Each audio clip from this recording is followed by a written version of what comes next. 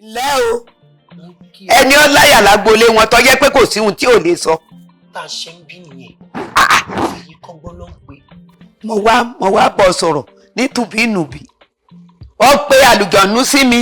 kó lọ fìyà jẹ wọ́n ló ṣe ò dá. wọ́n lọ́wọ́ ajíyà tó yẹ kí n jẹ. mo ń gbọ́ ẹ.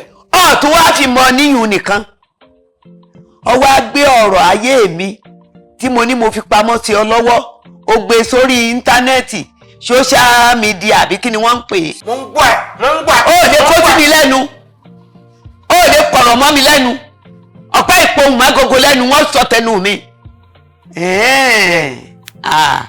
wá wò ó sórí ohun tí ń ṣe fún ẹ ọ fẹnu fẹ́ra bí abẹ̀bẹ̀ kí ló ń ṣe ọmọdún èyẹ tó wá bọ̀ ni. mo bó ṣe jẹ mo fẹ́ mọ tó tó mo fẹ́ mọ tó lè pé àti tó lè jẹ tani ẹ tó bá ṣọ́ra máa dùn tí bàbá sí yẹ lọ́wọ́. àwọ̀ ọ fẹnu fẹ́ra bí abẹ̀bẹ̀.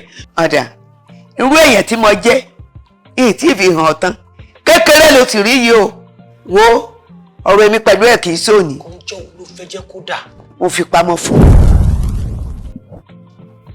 ẹ̀yin ara rẹ̀ ẹ̀rín tó ṣe lára lé ìjìyà ń bọ̀ fún Gbóǹkan èmi ló sọ bẹ́ẹ̀.